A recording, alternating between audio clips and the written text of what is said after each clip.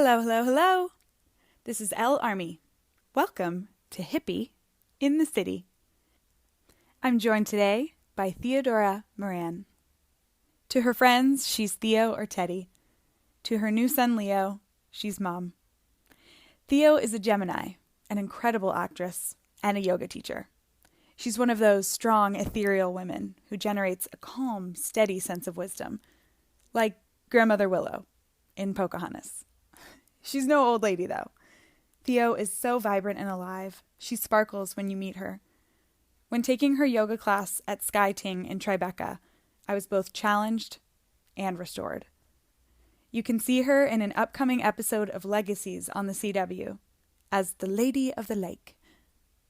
We talk about all things acting, preparing to be a new mom, and how to stay true to yourself in this crazy, crazy world. Please love Theodora Miranne.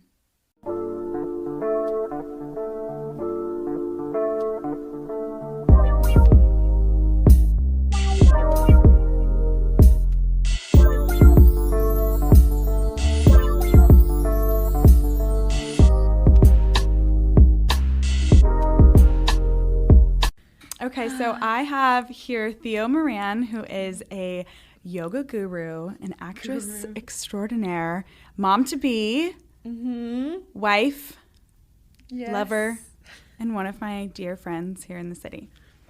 Yeah. Welcome. Thank you. Hi, thanks for having me. It's so beautiful here. Yeah, you're welcome. Just been smelling the smells and looking at all the flowers. Just trying to give you a nice zen Yeah, den. I'm getting very zen after being pregnant in the city for getting there. Yeah, getting there. Well, I mean, you create such a nice zen den when you're being a yoga instructor, so the least I could do is set the scene. Yeah. Oh, thank you. Set the scene. Yeah, it's one thing that's so nice. I think I do that for myself. I had such a long lead up in the beginning of my yoga classes just because I need to center, So yeah. Even if you guys don't want to sit for 10 minutes, this is really nice for me. Yeah, just to get into the room and the feel. Yeah, into yourself a little bit.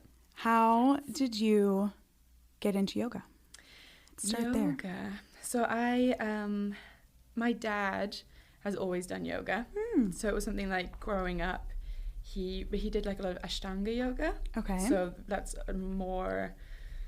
it's one of the most heating and physical yogas. Yoga is that styles. Core there power? Is Ashtanga, there is a set sequence, and then you do for a sequence, then as you progress and become more advanced, you do the more advanced poses. But it's the one where you really sweat and they take it very seriously, and it's because there's so many different lines of yoga now, and I think especially where I was teaching in Vinyasa, a lot of the yoga that in the city is more accessible. It's a little bit more the difference of stretching and taking in different metaphors from the world. Yeah, but Ashtanga is very much in the Indian lineage, from the beginning, and so he was always doing that. So my dad was always into yoga, so I went to child yoga. Oh my god! Yeah, in Brixton. That's my dream. I can't wait to just I know, birth children and have a yoga class. I've already been saying when the baby's born, yes, I'm gonna make sure that every time he does a down dog shape, I'm gonna program him to know that it's a down dog. He's gonna be so zen. Of course, it's not gonna happen. But yeah, so I did do that, and then it was more just something that my dad did, and I didn't really understand any of the details about it. Yeah. And then when I came to New York, I just being in the city and going to acting school and just being overwhelmed by everything. And I think someone was do some yoga. Yeah, there's so many yoga studios. So I went to Yoga to the People first of all, and then that's a free one in the city. It's a donation, yes. Oh yeah. And then they also have a heated. They have another one in Williamsburg. They used to go to that has heated. I feel as well. almost worse going to the donation ones because I'm I'm coming to it because it's free. It's free. But if you're only surviving based on donations, I feel terrible walking out without giving $1, and then you're what is this $1? Oh my gosh. But the one in the city, it becomes packed. They have they're doing fine. And Okay. it was made by students. Like it started by I think, NYU students. So like they get it. Okay. Yeah. So it's good. But then so I started doing yoga like more consistently on my own when I came to New York. Mm-hmm.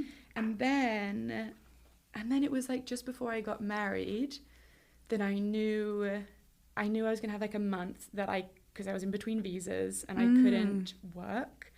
So I was like, at least I know that I have like this time that there isn't going to be like auditions or other things happening, so that I can do a teacher training. Couldn't do anything for like a few months. Like when I was like waiting to get married and then to do the green card process. So you have to tell your agent like, yeah. Don't send me out for anything. No, right. It was like we were going out for anything that like was going to be filming in a few months' time. But it was definitely like one of those weird times. It doesn't happen very often. But you could be a student. Yes. Is that what you're saying? No, so I ended up doing, that's when I decided to do the teacher training.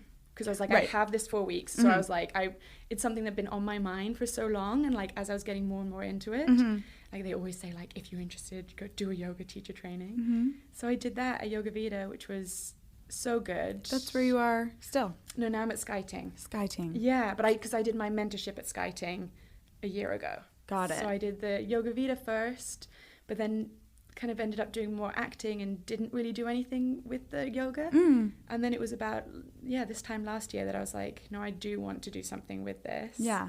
So I went to SkyTing, which is such a beautiful studio, and everyone there is just so, so wonderful. And I did the mentorship there with one of the teachers, Christopher Golden, his class is amazing. What a wonderful name. Christopher Golden. I know. My gosh. Is he also an actor? He's not, but I feel like he should be just because of his name. He should be. He's like Golden. He does. He has that energy. Yeah. Yeah, you should take his class for sure. I hope he's a Leo. I think he is. Oh, no, maybe he's a Virgo. No, he's not a Leo. It's later than that in the year. I think a Virgo. Oh, like me. Yeah, like you. You'd love him. So that's how I got into yoga. Oh, that's so good. Did you, when did you move here? 9 years ago. So like right after high school? Yeah, I'd had 1 year after high school. So I was 19. So I did high school in Suffolk in England, and then I went back to London when I was 18 and did like a year saving up money, like working at Harrods, doing all that retail stuff. And then what is Howard's comparable to Harrods here? is it's like one of the fanciest. They want to call themselves like the fanciest department store in the world. Yes, but they would want to be much higher than Barney's. Got it. Yeah, because also Barney's is going down the tube. They're all going down the tube. Like there's a big Henry Bendel and like Blooming, like they're all. It's because everybody's shopping online and they are not like to get transitioning to that clientele. When it's like if you want to keep your brick and mortar store like almost as or like one of them like pare down to one and have it almost as like a couture museum, but you can buy all the stuff. Yeah, that's what's that would be cool. But it's like you have to make a priority for e-commerce because people just want to buy online. And the big department stores aren't doing that so much. But Harrods especially, like it's like if you go there, like it's like a London tourist attraction. People just go to say they've been, and like the food hall downstairs. It's almost like the Plaza food hall, but more. Right. So I was there. I first actually worked in the Christmas grotto. I was Father Christmas's helper. Yeah. Father Christmas. We had to call them only Father Christmas. And there was 5 that worked at a time in their own separate rooms. And all of us, like elves, had to have headsets on so that we could find out the child's name and then like whisper it to Santa. And then tell it to the Santa 1, Santa 2, whatever. And then make sure that none of the children crashed into each other on the way out so they would see that there was more than one door. Right. It's like all the smoke and mirrors. Yeah, just be like, there's the one Santa that's here. Yeah. This is Cyril. This is the next one. And they all took it They very have that seriously. I guess it's at Macy's as well, something like that. I don't know when I would have done that. Maybe for my little brother. That's probably what it had to have been when he was maybe like 5 or something, because I was in college and I remember being like, I had never done anything like that, but the I could see all of the like helpers and heads. I totally picked up on it. Everyone was like an actor, so it was like on their downtime. Yeah, I was like, oh my gosh, look at this production. Yes. I was totally picking it apart, like for the production value and I'm like, oh, these, like you could tell they're all actors just being like, because it's a temporary job as well, so you're like, okay, this is perfect. I could do it for a moment. Yeah. I know. Like I still just have everyone kind of on Facebook that we worked, and just it's so funny seeing how everyone's like journey has changed because everyone was trying to do the same thing at that time. Yeah. It's crazy. So that's what I was doing. How come you decided to act in America instead of in London? I don't know. I'm asking myself that every day. No, because there was never like, I'm going to be an American actress, but it was like my parents met in New York. So I had always had this like, I'm going to go to New York at some point, like that romantic idea. You had this like a love affair with New York. Yeah, even though I'd never been. And yeah, because my mom had lived there for a year, and then, so it was somewhere I wanted to visit. So it was more that like, I had this year in London where I was saving up money, and I was like, I want to go to a drama school somewhere. Like, I feel like that's going to be what I need to do. I didn't know anyone had a networking, anyone in the business. Yeah. So I was like, how can I become an actress? I have to go to a drama school. Right. So I was going to apply for like the ones in England, like Drama Centre, RADA, and all these ones. But I thought, so that was going to be in September. I applied for one of them, I think RADA, and it was like terrifying. Yeah. And did you have to go into the to audition for them and everything? Yes. Yeah. Yes, and I was totally shaking your boots. Yeah. I did that for. I auditioned for Juilliard, Carnegie Mellon, University of Oklahoma, like all of these drama programs, and you just shit the bed. I mean, like you're just like, and you're like. Yeah, it's terrifying. It becomes crazy. And then, so I know I applied for 2 in that first year. So it was just after I did high school for RADA, which was that same thing. And also because, the same as Juilliard, when this huge thing about it. And then also for, I think it was Drama Centre or Central. And they put me into, also it's just huge. There's like hundreds of people auditioning at the same time. Right. And they put me into the musical theatre category. And I cannot sing, cannot dance. That's just not my, but they were like, we had too many people auditioning for the normal straight acting. Did you have to do? So they just said, even if you're just going for straight, we have to put you into this. You have to do a song. And I'm like tone deaf. Like I cannot sing at all. That is literally, they're like, we have people who are like, they're like, we know you're going to fail at these 2 things, but you have to, so you can get in front of them. Because if you're good enough in the drama one, then like, that means you have to be better at the drama than even normally, because if someone sees you doing badly in the other one, they're like, it was, and what does it do to your like your self-esteem? It was. I also am low spectrum for singing and dancing. Sure about it, but yes, really good in You're my living room. You're a very good dancer. Very. Good dancer. Okay. But untrained. Well, okay. So you know what I mean? Yeah, so like, know what you're doing. I like going into I've done many musical theater auditions because I'm like, okay, like I'm classically trained for singing, but I have a low alto voice, so that always makes me self-conscious. So I never, like if I'm in a classroom, I can do well because I'm supposed to be learning. I know I can fail. Yeah. When I go in for an audition, because you feel like there's a higher standard. Yes, that I can't mess up, and then my voice gets like shaky, so I never do well.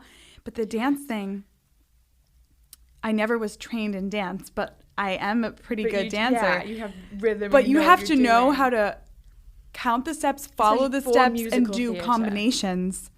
So I would end up getting the first like 3 combinations and then like freestyling for the rest of it, and they were like, it would always make them laugh, and then they're like, but it's funny. You don't have like that was good, but like we need you to be able to do what we're telling you to do. So it's like it's like artistic military or something. You know, like you have to be able. We want to see someone that we can mold, can execute. Yeah, yeah. Well, that was exactly. But did you? So I failed completely with those 2, and so that's why I was like, okay, so I'll just take 5 months out. And then come back and audition for next year. So I was like, this is gonna be like my gap year. So I'd like saved up money, and I was gonna go to went to Barbados for 2 months. Oh. Yeah. My dad has friends, because he grew up in Everyone Guyana. do a gap year. Go somewhere. Yeah, go somewhere. We don't do gap year in America, and we really should. You should. Because then when else do you... Because everyone's like, oh, well, you can travel after. But you don't, because if you get a job and you need to pay back all the loans, you know, at the one time... You can also then just see that, like, the world is so big and that not everyone has to go to university, or you can... There are other ways to pay for it so you don't end up with a bunch of student debt, or go to one place and get your... associates where it's cheap, and then graduate with your bachelor's from a well-known university. Like, I just feel like when you're, at least for me when I was younger, it was like you just graduate and you go right to school, because if you miss it, you might not want to go back. You might smoke too much weed on the beach, keep the momentum of all that stuff, and you could leave your friend. It seems crazy to me that no, it's becoming more popular, but in America, how they just are so... Yeah. You just have to crazy. Sit. But also because you're kind of not treated as an adult until you're 21 anyway. So it's even like, oh, well, you can't go for a gap year because you're only 18, like you're a child. Yeah. Whereas in England, it's like, no, and in Europe, really, it's you're definitely you're cut off when you're 18. Grow up. Yeah. So I think it comes from that, how people are treated. Yeah. But so gap year, definitely good. What did you do in Barbados? So Barbados, my dad has a lot of friends in the Caribbean. So I was really lucky. I stayed with his like best friend from primary school, like he's known forever. So I stayed with them and just kind of had a really good 2 months on the beach. Like that's amazing. With the most amazing people who live there, and that's their life. That is like so hippie. Yeah, it was on very brand. Nice. Very hippie. I remember calling my mom and being like, I feel like not doing anything, or I'm not like going to, you just had at one point I was just like, I'm not part going of, just a little bit, that like I'm not doing anything towards a goal or goal. Yeah. And when all my friends at that point were already at university, so you feel like a little left behind or something. But my mom even said, she was like, though, there's going to be lots of other things, and even this is life experience. That's so good to just be like, life is big, life is long, and in acting, in everything, you need a little bit of it all goes towards, Yeah, I think that's really an important lesson too, because even I was telling Theo just before this that on the honeymoon I just went on with my husband, we had a hard time relaxing, and we were only on for 2 weeks because we felt like, it takes a minute to unplug from your work, from your responsibilities, from your daily life, and then you can relax for a little bit, and then almost by the time you get comfortable, you have to go back to it and then get back into the it takes time, flow, or the grind, and especially when you're living in a city as well. Coming back into grind is kind of very different to even what you see is like a more normal grind. And people give you a little bit of leeway. I think sometimes they're like, oh, you just got back, take it easy, and here it's like, you've been gone for 2 weeks. What have you what have you been doing? I know, we just went away on our like baby moon, and it was the same. We were like on an island where there was no one. Did you go to we went to Turks and Caicos. Oh, nice. Which is Parrot Key, so it was like an island off where there's just kind of the hotel. And so and it was not really anyone there because it's downtime. So there was no one there. Like literally you saw the beach go off for miles with no one in sight. And then that night, that was in the morning, and then nighttime we came back to like New York, and it was where you just have everyone here, and immediately you forget it so quickly. Yeah. Like, let's try and get back to that. Like, there were some moments where I forced Scott and I to sit down and like meditate, do like a couples meditation, because I was like, we need to enjoy this. We need to get into it, because it's going to pass by the time we get back to New York, and we're so ambitious, starting our careers, doing podcasts, doing this, starting a brand, getting pregnant, etc. I mean, you're on it goes fast, exactly. Fast moving train. You need those times when you're away, when it's just you two, because it's hard to connect like that in a city. Like, you can try as much as possible to have those moments to like, okay, let's put phones and everything away, but when you're away is really like the best time to do that. And it's like with being connected on our phones and everything else so much, you have to build in those times of unplugging and having good tools to keep you unplugged for a moment, because I think that's something that's starting a lot now that phones and everything are so ingrained in everyone's daily life. You have to look at it to check where you're going, and then you check the time, you check the weather, you read the news, then a notification pops up, then you're on Instagram, down the rabbit hole. And so I think if you can set these, it's like you just have to develop these practices. Like going to yoga might be a really far step for someone who isn't practicing, mindfulness or mysticism or, but something simple you can do is shutting your phone off even once a week. Turn it on airplane mode so you're not even getting any of those notifications completely. Yeah, and then just taking a 10-minute meditation, because I think it helps you like reset everything. I mean, also even now they have the screen time that comes up, like even just looking at that, just doesn't that give you a little anxiety? It's so much anxiety, so I almost don't want to look at it, but then in some ways I'm like, no, I should, so at least I can see how much to then try and make it less. But like that makes me crazy. No, I too was very excited that they added the screen time. Yeah. But then I had to turn it all off because I was like, oh, great, I'm going to set myself. Because you put the timers now on each app as well, you can do. Oh, yeah. And then it was yelling at me every day. And I was like, man, that hour went and then I quick. just felt like I was failing. I'm like, I'm failing at this being on Instagram. But I want to just keep looking a little bit longer. You know what?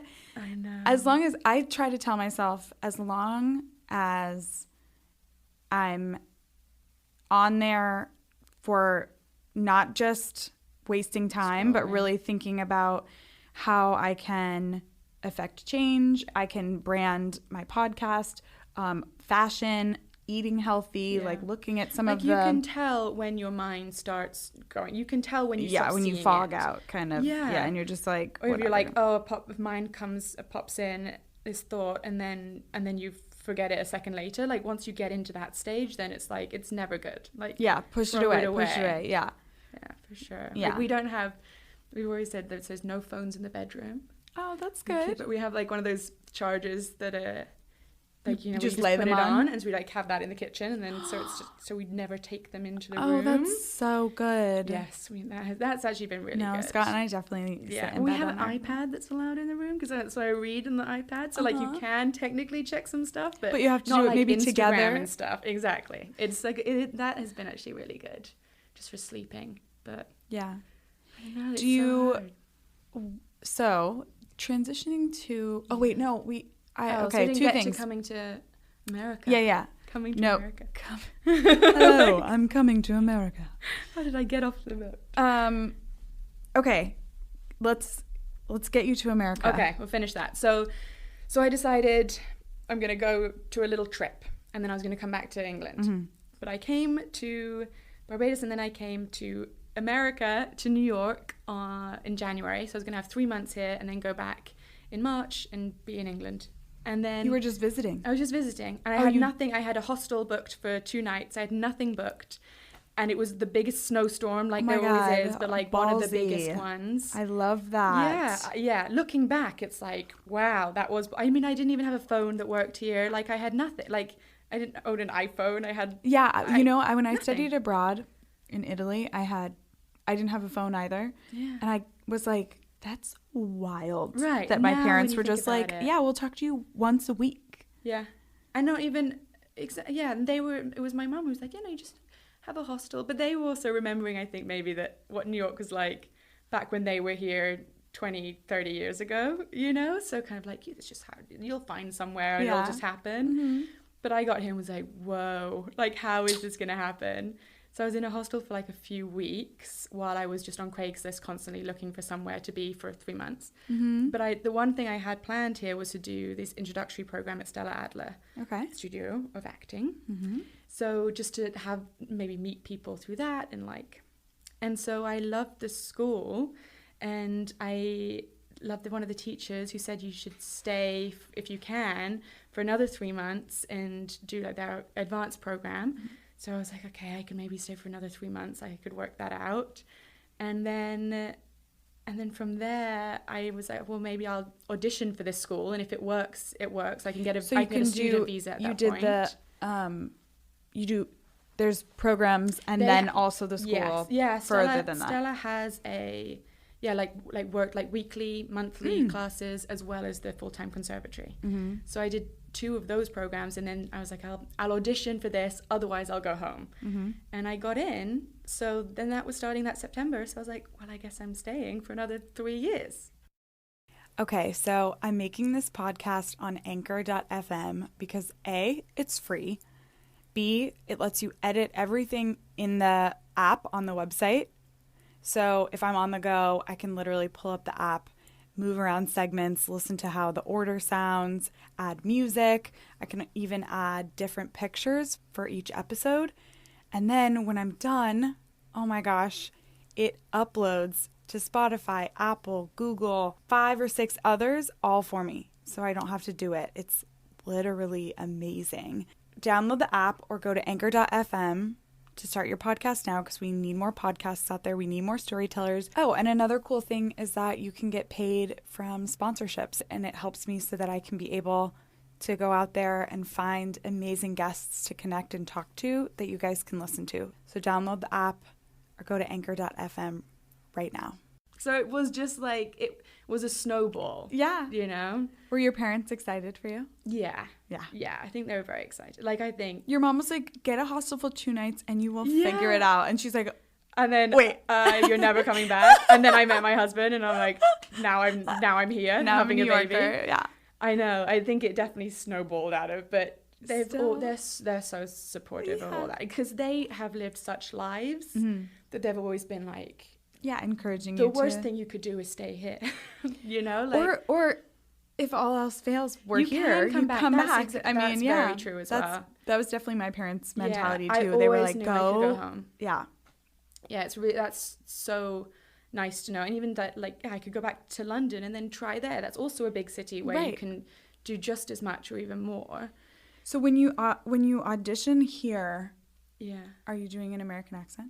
No, at that point I was English. I was very English. No, but now. Now. Oh, yeah. When I was auditioning in the beginning, I was English. Now I am doing an American accent. So, but when you were in school, you're in school. We had accent reduction classes every week.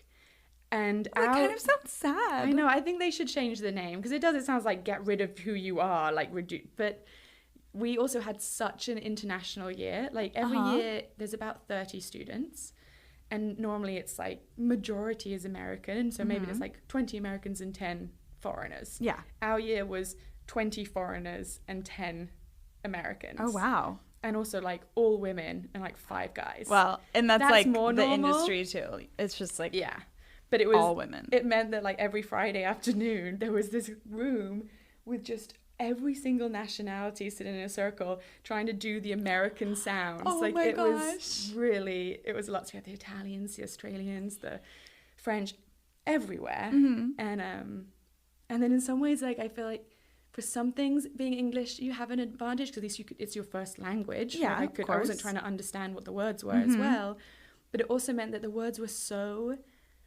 programmed in my mind to say a certain way. Oh yes. You know, whereas like my friend who's Italian, like or some of the others, at least you are trying to just relearn how totally to clean slate, right, as opposed to sort of being like, no, this is how you say instead of R. Right. I was like really valley girl, like pirate in the beginning.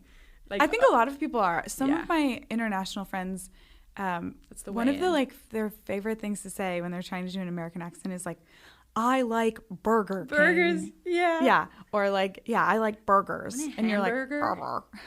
Hamburger. Like, oh my God. I feel like it's just a lot like, but you know what? Sometimes those really affected accents are sort of easier to sort of fall into, and then you can soften the edges. Southern. I loved Southern. Yeah. Like we did, like I did a scene from like Streetcar Named Desire, of course. And we did August Osage County. I like the Southern accent's just like, that one. It's a little similar to England as well. The way you move your mouth. Yeah.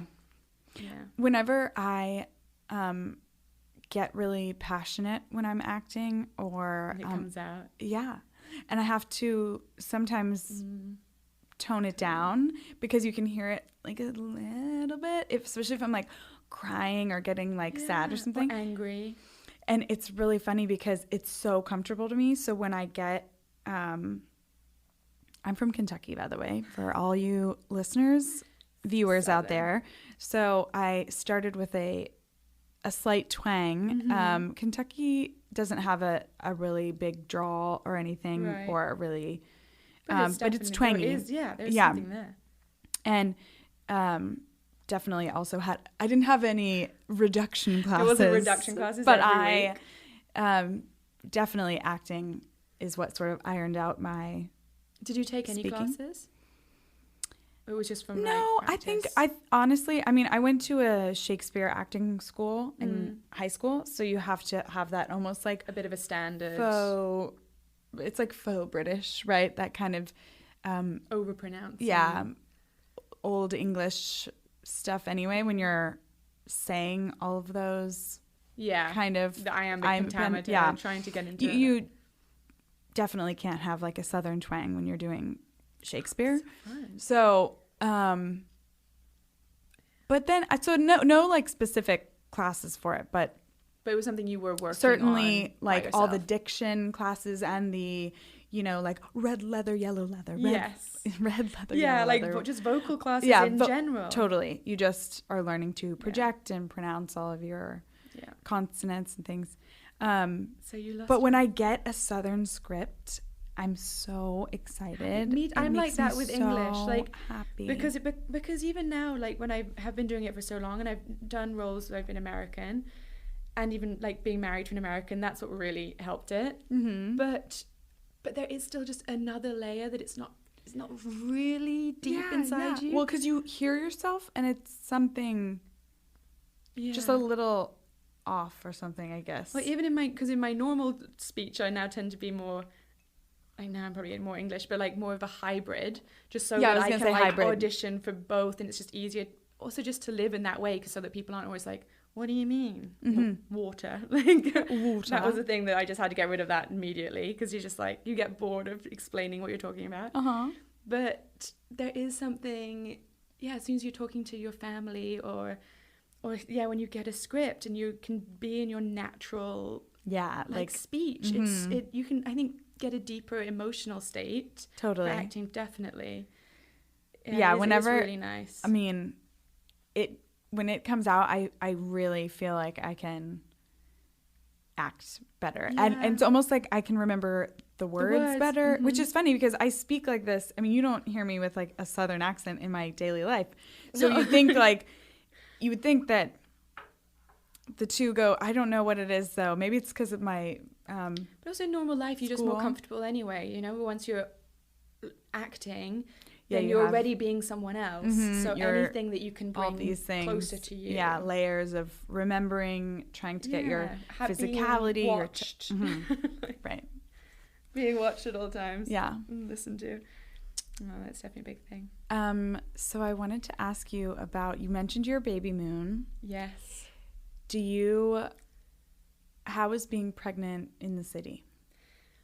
So first of all, I know I've been very lucky with my pregnancy, like just not throwing up, like all of the really bad stuff that you can have. And like touch wood, there's still where is there wood in here? Plant. Praise God. Yeah, let's keep it going for the next however many weeks I have left. I think when you've gotten your 8 months? Like 7 months. Yeah, so I've got 2 months left. So, I mean, you've kind of passed all that. Exactly. So in that way, that has made being pregnant in the city much easier, because I still have been able to, even teach for a while and walk down the street without feeling like I'm going to throw up constantly. Are you still teaching? I just stopped. I just stopped because I just felt like I wasn't being super helpful anymore. For students that are brand new, and you kind of, as a teacher, do, like, I wanted to get down and like show them and help, which now all of a sudden there's so many positions I can't get myself into. I felt like I was just more, and even doing like adjustments when you have a big belly in the way, you know, you're kind of like I feel like it would have been awesome if you just sat at the front of the class like a Buddha, and you were just like, and now to just keep it very and some teachers do keep teaching up into their 9th month, and I think because if they're more experienced, they can just like hold space without moving.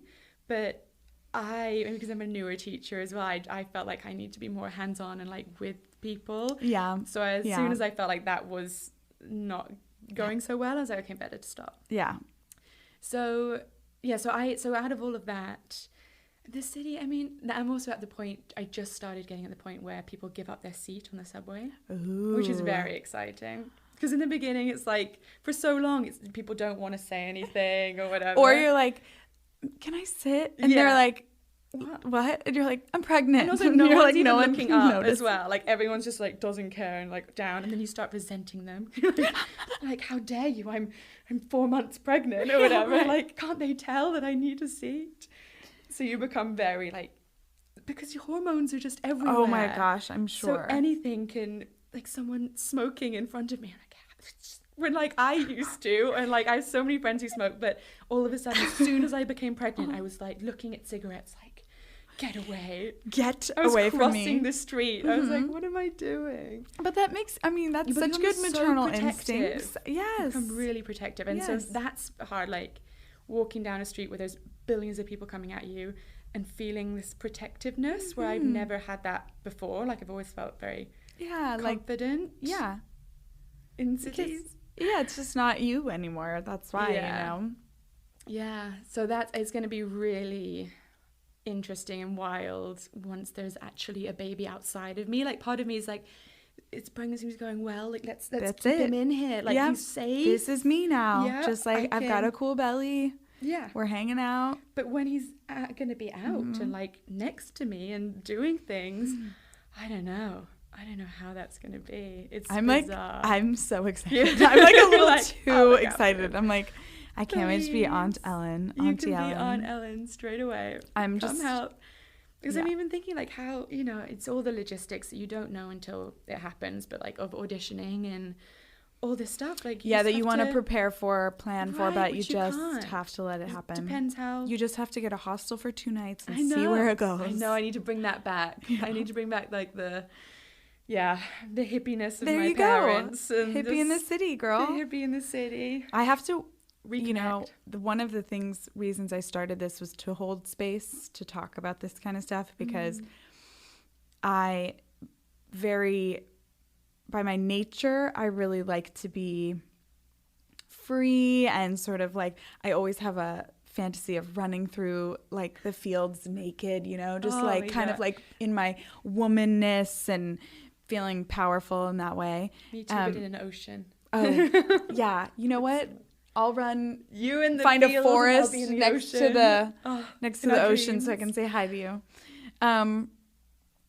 But you know, you have to live in the real world, and I think the more that you start doing well in the quote unquote real world and you're good at adulting, you find some of that a little, at least for me, a little frustrating, that I don't have time to just sort of be free and hippie and just not care. Because, you know, not naturally, I really am just sort of spontaneous, fly by the seat of my pants, figured out. But you can only really do that when it's just you. Yeah, I know. Especially once you bring out a husband, partner, and then a family, there's all these other dependents, and then you forget a little bit of what your that nature is. I think, like my mom has always said, because they lived on a boat for 3 years, and so they were always said when cool. they like whenever we had problems growing up, it was always like they knew deep down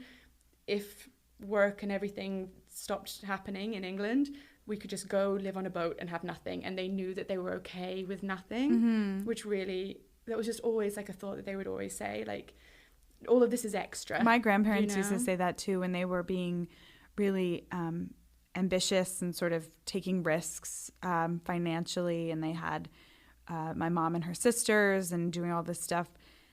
Like, we've been poor before. If we're poor again, we can do it, and we have love and we have each other. And I definitely can sympathize with that, being sort of a starving artist and living in LA for a long time and just doing things on my own terms.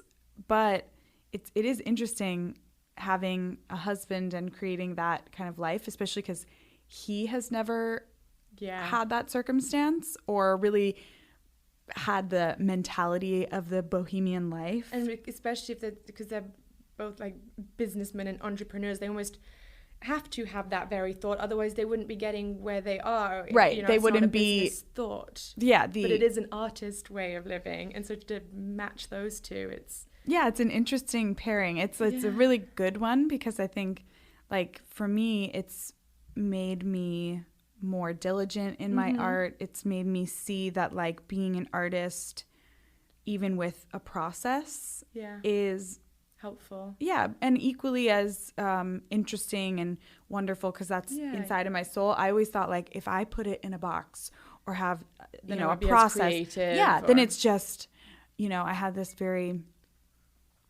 I don't know, kind of bohemian way of thinking, which is wonderful. But then when you kind of transition it to be like, okay, but I want this to be my life, so I want to have it as a career, a mindset, a spirituality, if you will, mindfulness, like all encompassing.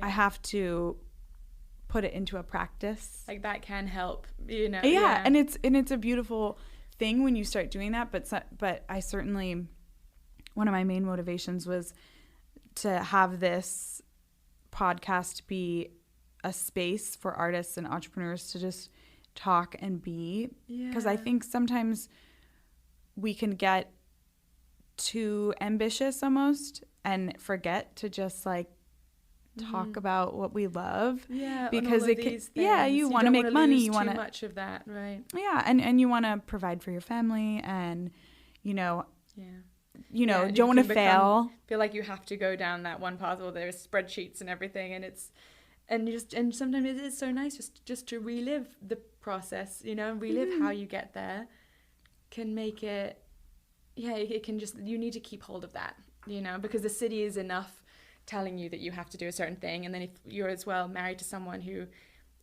is also thinking that way, I think as an artist you have to try and really hold on to what can you do to stay creative.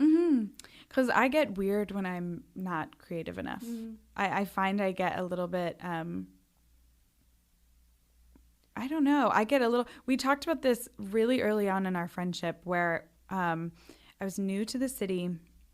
I was living in a nice apartment,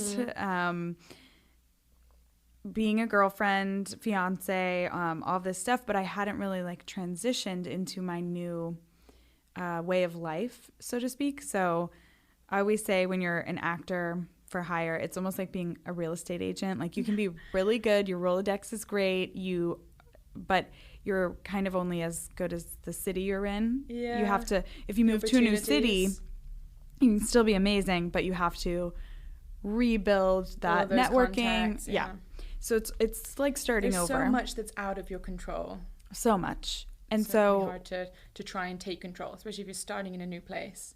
Like, these are the 5 steps to then become the senior actor. I think I was under the impression that because I had done a lot in LA, I had really, built myself to a certain level, that I could just bring that to New York, because I was like, oh, well, like New York and LA, right? Like, they're like the same. Yeah, they're bi-coastal. It's the same. Part of the same.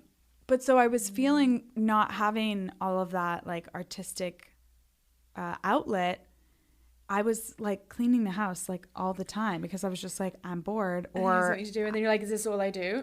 Right. And then we met for coffee, and I said, like, I'm putting my self-worth into the dishes.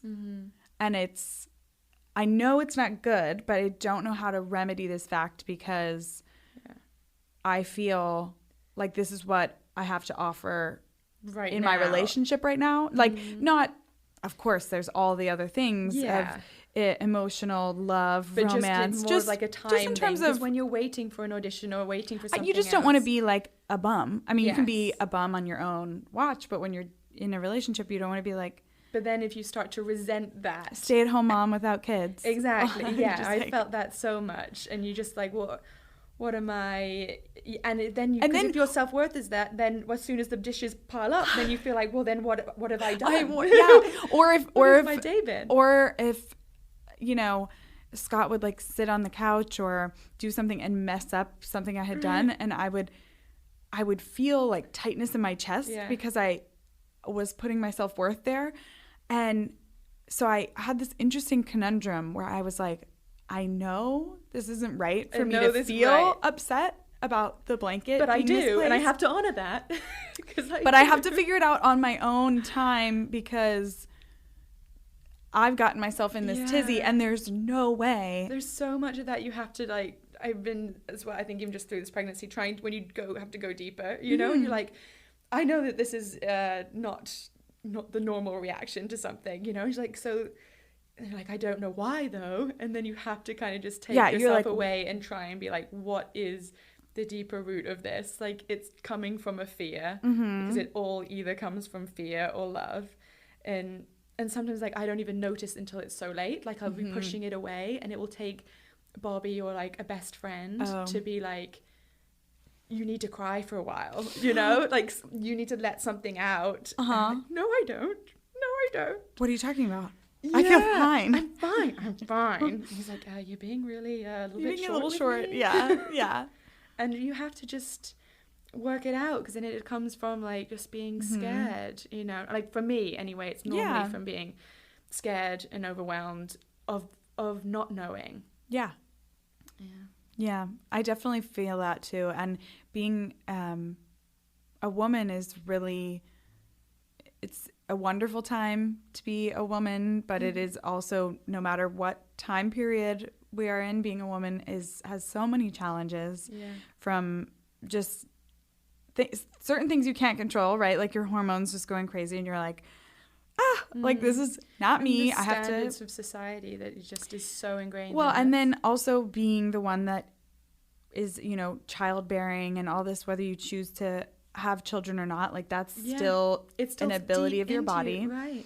And you know, I think I always thought, and this is something I want to talk to you about, because I also am, you know, at the beginnings of thinking about pregnancy, and a lot of people of my friends that right now are, you know, you're just sort of like, let me think about it for a little bit, because you spend so much time as a young woman trying not to get pregnant, right? And that is the bad thing. That is not good. And then you think as soon as you're gonna have sex with unprotected, it's like, well, then I'll become pregnant immediately. So and then you find it's actually very difficult to get pregnant. I had so many problems, and so we actually dealt with the feeling of, so all of those things of being like a woman, and always knowing that I did want kids eventually, but feeling like, but I'm younger than my husband, like, oh, we have time, and I'm an actress, so we all do tend to have babies later, because you're trying to work on your career somewhere, whatever that means. And then suddenly to be told that like maybe